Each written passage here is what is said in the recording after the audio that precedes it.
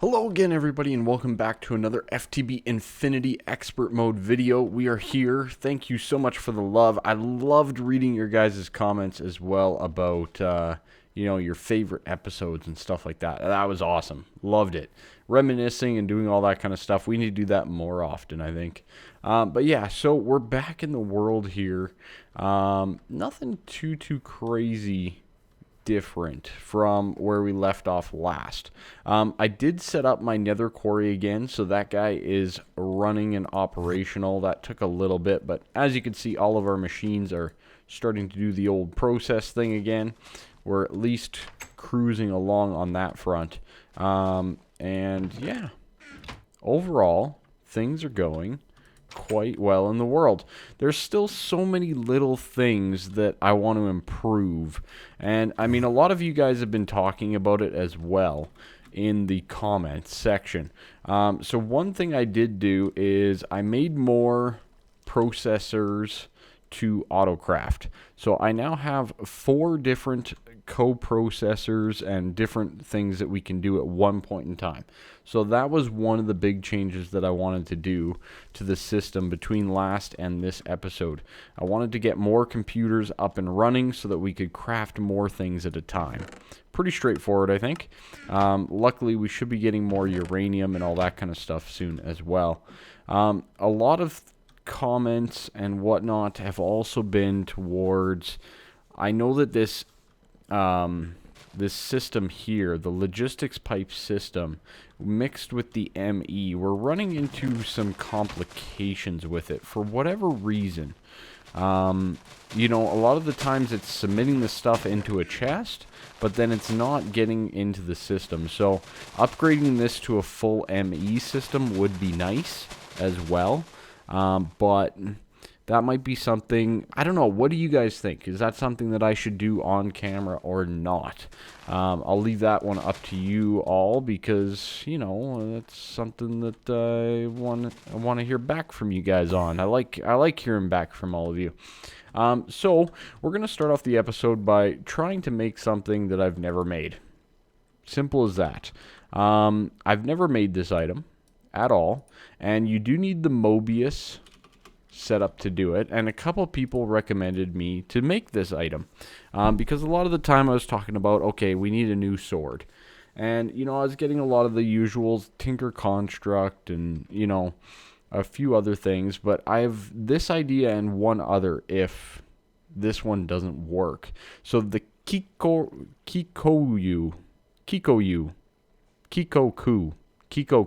that's the way you do it. Cursed Blade of Misfortune. 7 attack damage, not that high, really. But 4 armor piercing and plus 2 divine damage. So I want to make one of these. And as you can see, I've already prepared a whole bunch of enchants and stuff ready to go. So let's jump on over and see about adding all of these on to our setup. So what I'm thinking we do, we'll just grab a whole bunch of levels. I'm probably going to need a new anvil, aren't I? That's fine.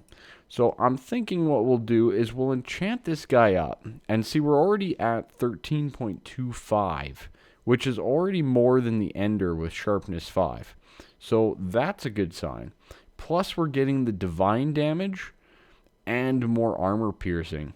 So this blade seems like a good idea. So let's craft this guy up a little bit and see what we can kind of get going. Unbreaking, I assume that works just fine. And 28 more levels, okay, to get looting on there. That's fine.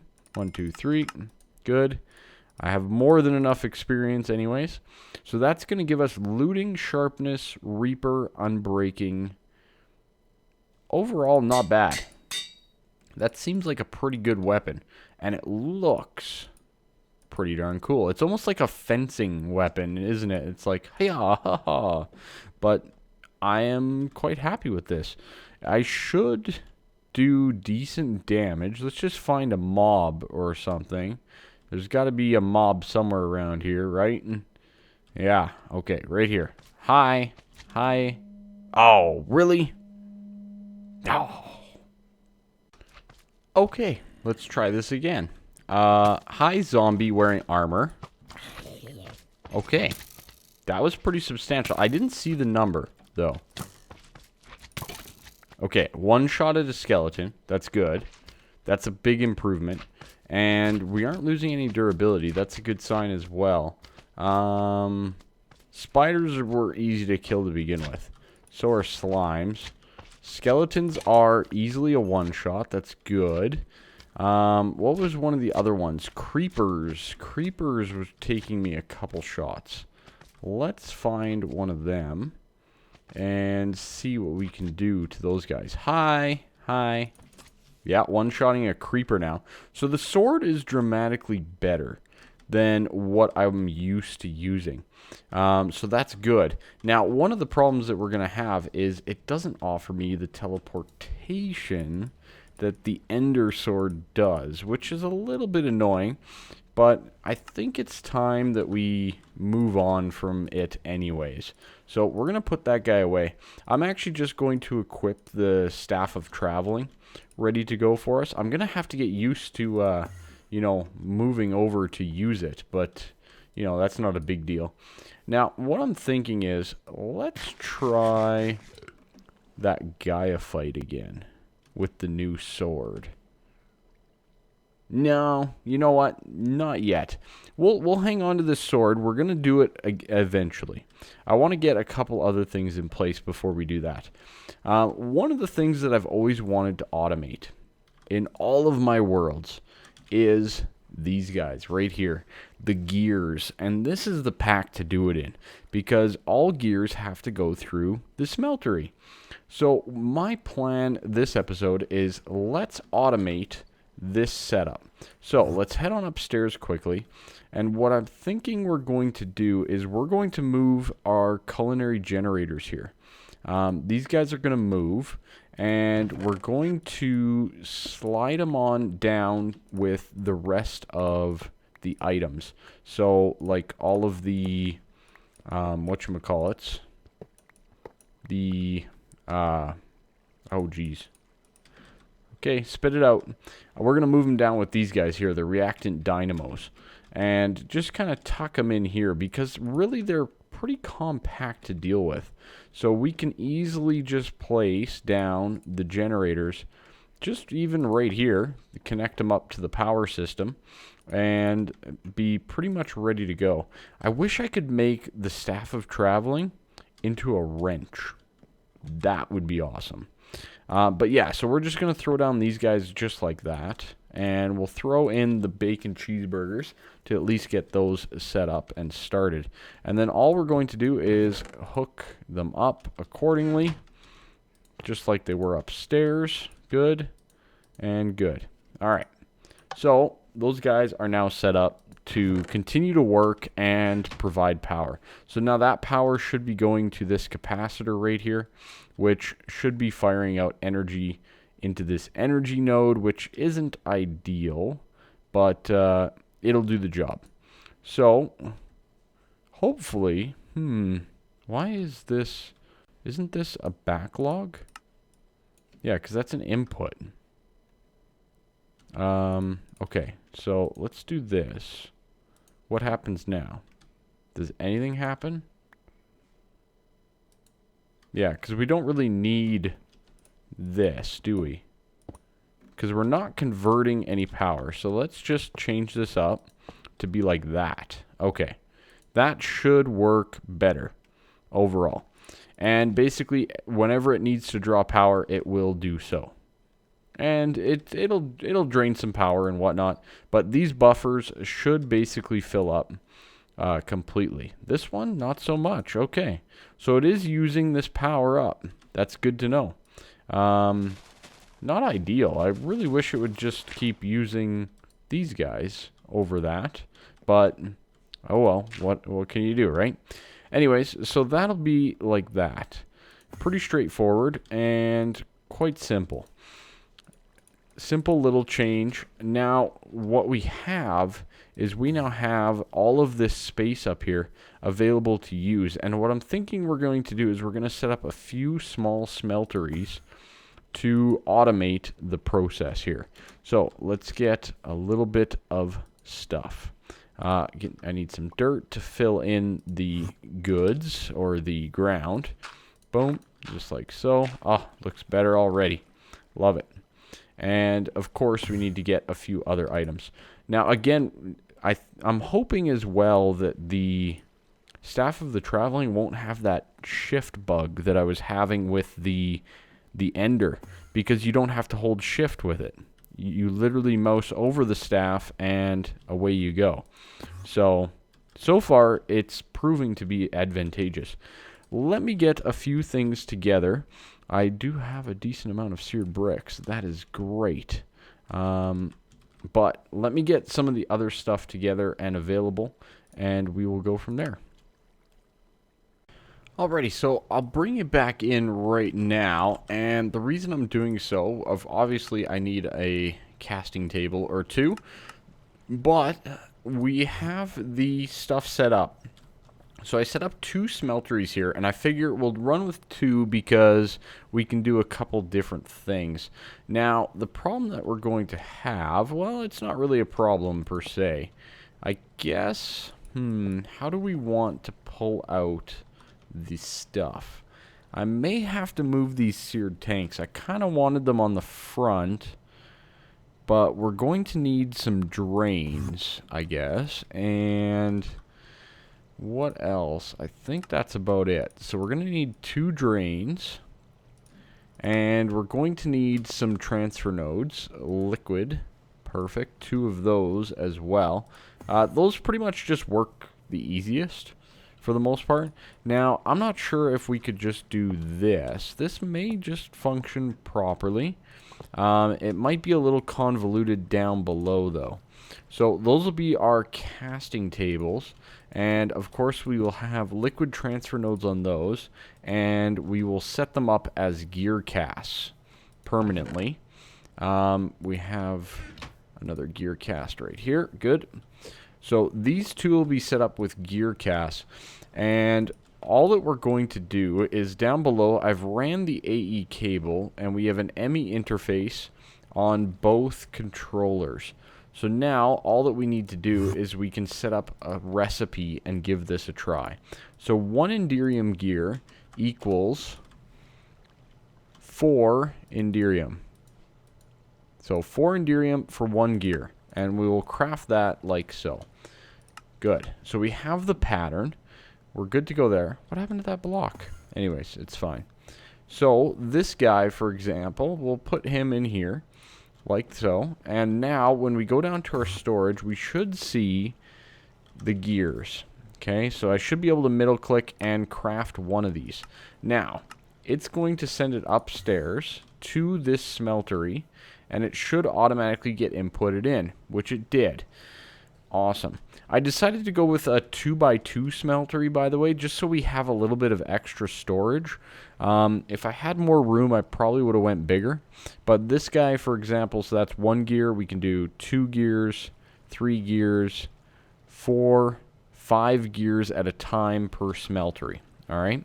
Now, the next task is going to be the blazing pyrotheum that I have right here. So let's take this guy, and we'll just set him up right like so. And we need another liquid transfer. Good. We could do the translocators, but we'll just do a liquid transfer node because that is just as easy. And boom. We'll just drop down like so and plop it on. So now each one should be getting blazing pyrotheum, and these guys should be starting to process. Very good. Now, it's not going to be super fast, but we really don't need it to be fast, that part, because, yeah, we really don't. So this should process, and the Enderium gear should come into the casting table. Now, the next step for this is obviously the putting it back into the system step. And this one's pretty straightforward, and this whole process is actually decently straightforward. All that we're going to be doing is a similar setup to this, where basically we're importing the buses or importing the gears into the system. That's it. Pretty straightforward, right? So let's get that done. I believe it's import. Yeah, it's an import. Okay, so import, and you know what? Let's put in the acceleration. We might as well. Might as well make it easy on ourselves. So all that's going to happen, you can see we have the gear there. All that we need to do is we set up the import bus like so. Is this going to work? Or do we need to hopper it into a chest first? We may need to hopper it into a chest. But let's find out by attaching a cable to it. Or two, because we need to. Okay, and see what happens here. Did it pull out that gear? No, it did not. Okay. Yes, it did. Okay, beautiful. Excellent. Exactly what I wanted to see. So we should, by theory, now have 10 Enderium gears in our system, which we do, and we should have no crafting jobs active. So yeah, so that basically makes our system done. Pretty straightforward. So I need to set up a whole bunch of different auto crafting recipes for all the different gear sets. So we're going to need, you know, like gold gears. We're going to need electrum gears. All the different gears I want to set up with the patterns and get ready to go. So I'm going to basically be sitting here doing a whole bunch of patterns. Because apparently some people get annoyed when I don't set up auto crafting recipes. Just saying. But we are going to basically automate this process. And most of these gears that I have here in our stock or our inventory are gears that we've used and we require for down the road. So I'm just, oh God, why don't I have signal 'em? Oh God, it takes forever to craft too. All right, well, I'll make 1,000 of it. There's some things that just take forever to craft. Signalum is one of them. I highly recommend crafting just a ton of it because it's so slow in the alloy smelter to make 4 signalum. It just takes a while. Same with vibrant alloy. There's just certain things, and I'm starting to learn that you should probably work on auto crafting bulk stuff. If you're on a server, just get some bulk stuff going, right? I have 525 vibrant alloy. I have, 700 enderium just because I decided I needed to make it. I made a whole bunch of flint because we were running low on that, So I just processed a whole bunch of stuff because I could, right? Probably a good way to go overall. So I'm going to jump out now because I'm sure you guys are sick of watching me set up auto crafting recipes, and I'll be back when it's all done. Okay, so I have all of the gears in place. We're out of blazing pyrotheum. Okay, that's interesting. I thought I had 10,000. Anyways, so we are pretty much set to get this thing up and running. Overall, pretty straightforward. So I did split up the gears. So we have the signalum, the electrum, and the ferrous over here. And over here we have the enderium, the gold, the iron, and the tin. These are the bulk of the gears that I have around at this point in time. So we'll just maintain those as is. But yeah, so this process is going to do the job. And this will continually give us automated gears. So now, if we want to make anything that requires gears, let's see, let's think of something. Here's something. How about a resident machine frame? And say I want to make 10 of them. Oh, well, that's a bad example. I have 10 gears already. Say I want to make 12 of them. It'll now say that I can craft the gear. And start. Because we can do that. We can do that. We can make that happen. Again, this is part of the reason why I also added more CPUs, so that we can craft more things in bulk. Like, for example, electrical steel. There's another one. Boom. Done, right? So we're just going to get things going. One of the other problems that we're going to have is the pyrotheum. I didn't really set up an auto crafting or a magma crucible yet to handle this process. And we may want to automate that completely because the blazing pyrotheum just makes things cook so much faster in a smeltery. I've been using it for a very long time over here, and I highly recommend it.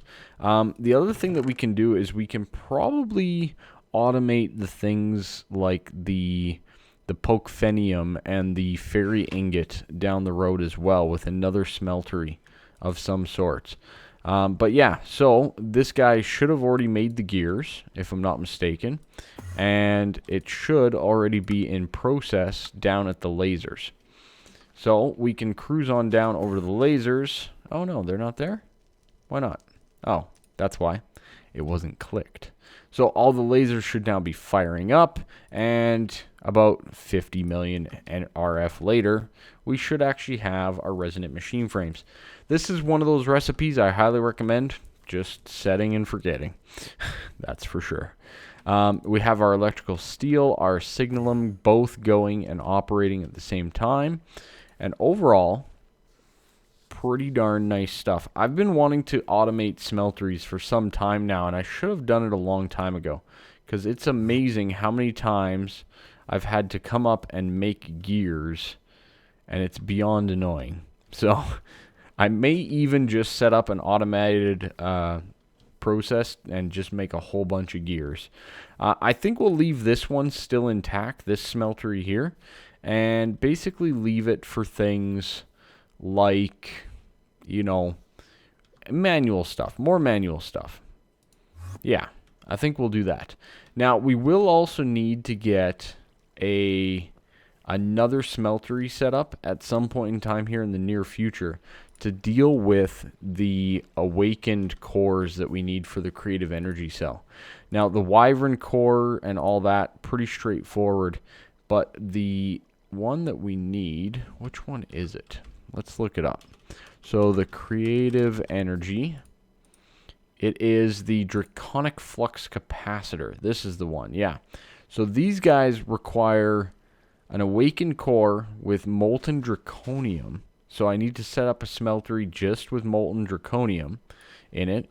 And then this guy in the middle, which has these wyvern energy cores, those guys require destabilized redstone. So we'll have to set up destabilized redstone as well.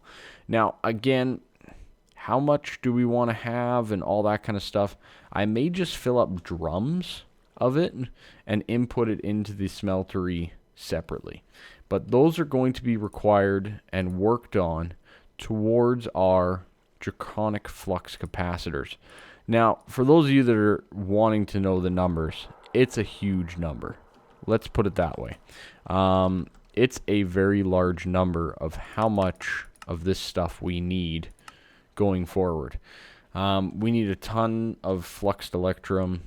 I can't even remember the exact number, but it's a pretty large number to get these guys in order, let alone the dragons and everything else that we need to kill to get all of the awakened cores, because each one requires an awakened draconium block.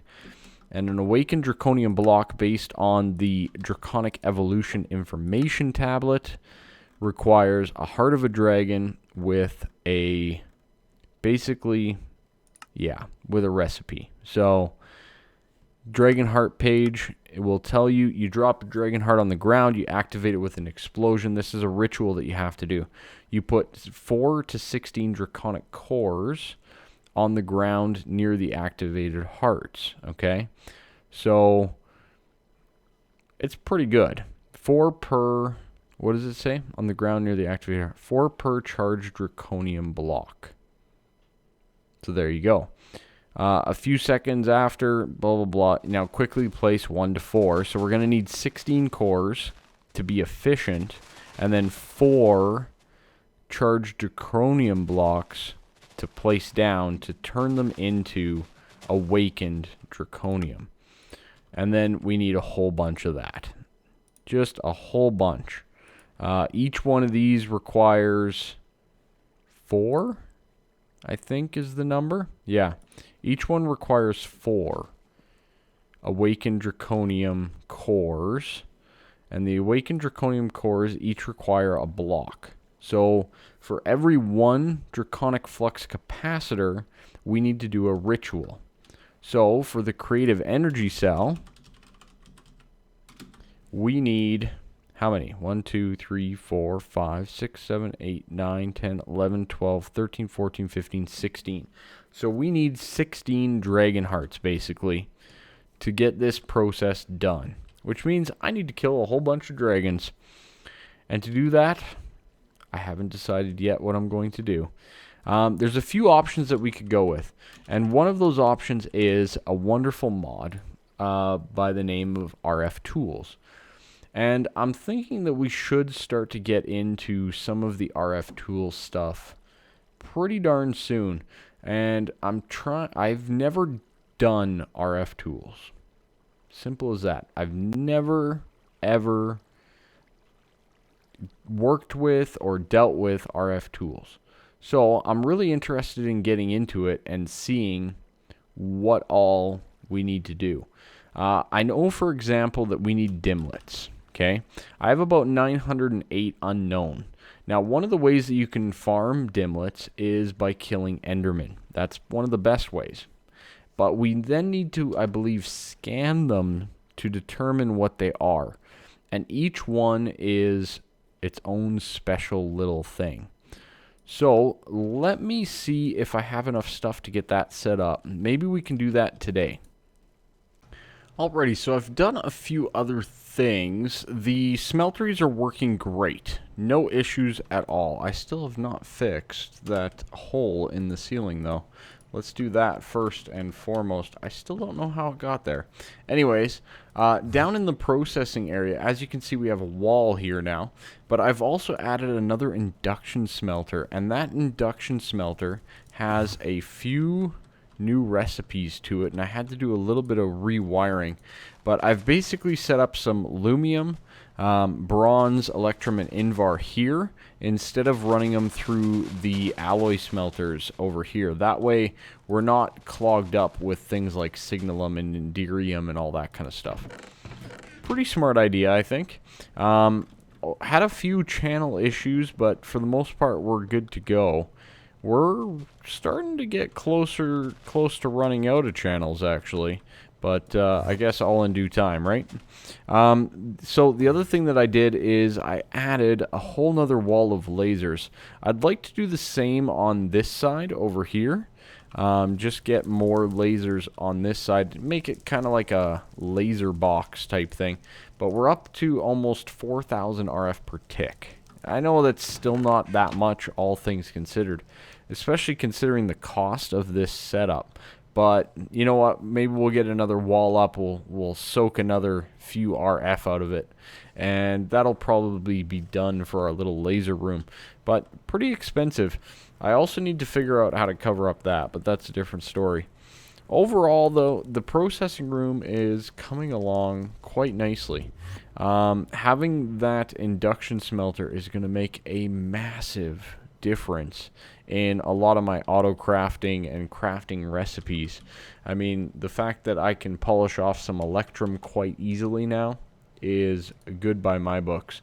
Overall, pretty good changes. So we should have the ability to look at a couple dimlets here this episode. So we need the dimlet researcher. This guy right here. Now for that we need a few things. We need some comparators and we also need a machine frame. So let's first get 2 comparators and let's get now our machine frame. That guy requires a resonant machine frame, which we have one. That's good. And we should be able to make our dimlet receiver. Now this guy works off of power. You know, standard RF power.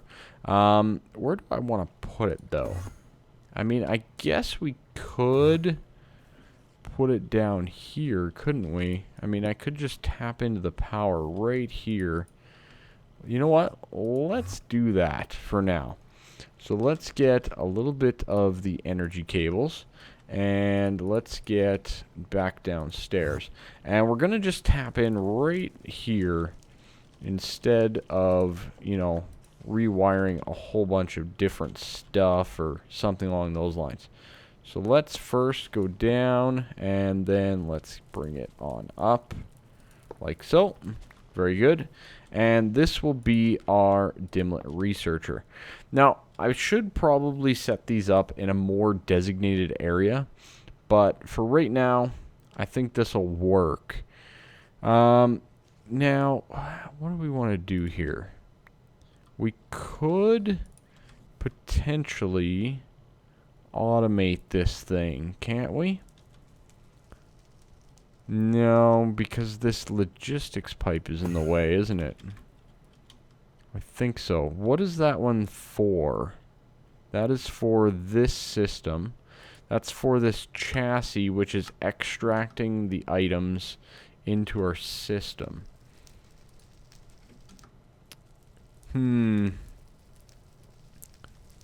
Very, very interesting. I wonder if I can do that a different way. I could potentially just go underneath and around it and accomplish the same goal. So let me rewire this so that we're not impacting that, and we'll get this guy set up automatically. Alrighty, so I've rearranged all of that. Let's see if we can pull this off. So we need an export bus right there. I hope we're not going to run into channel issues either. That would not be ideal. Looks like... Okay, we're online. That's good. That is a great first step. Let's just disconnect this for a second, though. I may need a few cable anchors to get this guy done. I should always just remember to bring these with me because I usually always need them. So let's just keep this guy. I wonder if the facade would work. No, it doesn't work to keep them separate. Okay.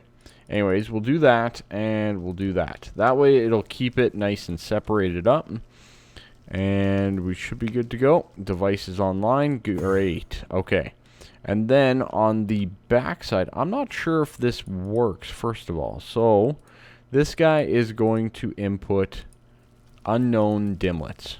Boom. Okay. So we got our first dimlet right here. Now, can we export or import, sorry, that dimlet back into the system is my next question. Hopefully we can. So let's just set these guys up. I don't like my cables all connecting all over the place. Call me weird. Alright, good. It's working. Awesome.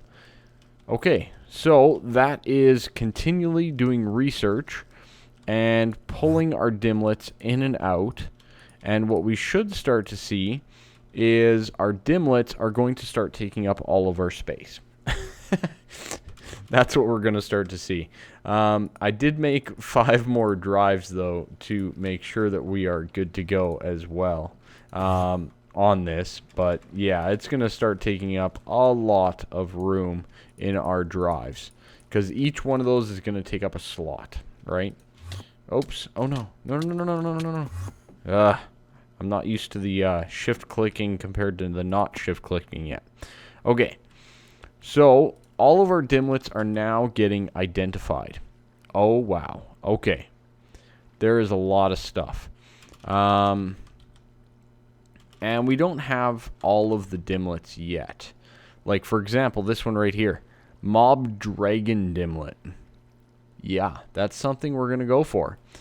Hopefully, we can get it with our dimlets. So all of our dimlets should automatically now be identified or identifying via the... They automatically come in from the Enderman farm and they're getting processed. Pretty sweet, if I do say so myself. I like it. What are we going to get? I don't know. I saw a magma cube.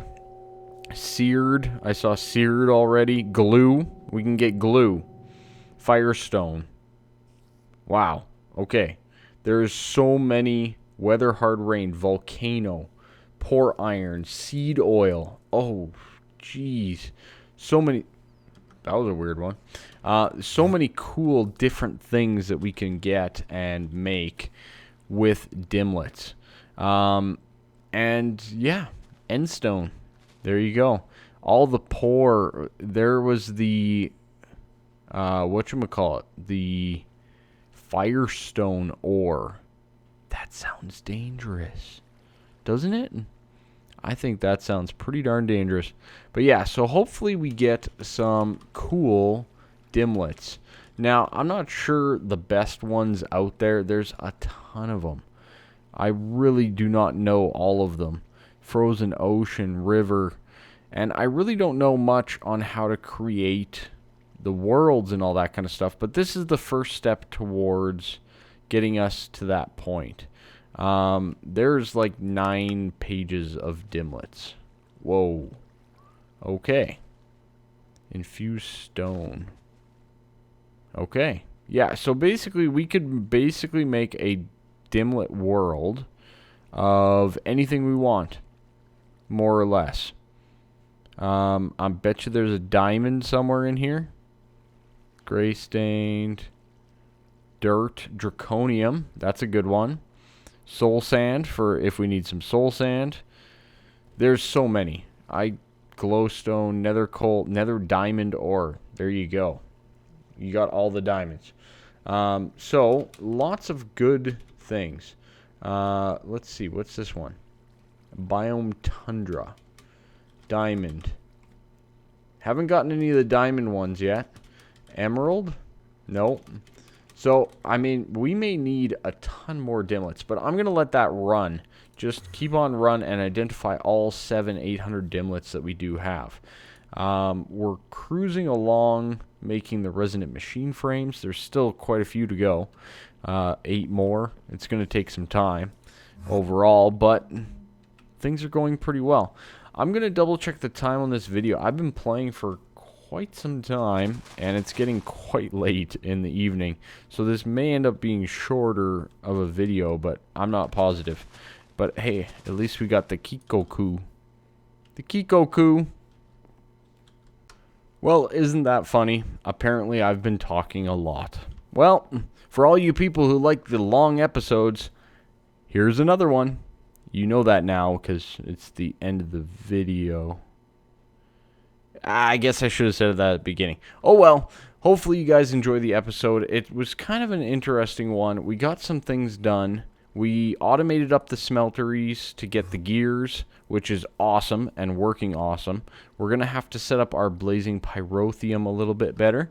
And yeah, we got the other stuff done as well. So, thank you so much for watching this episode. Have a good one.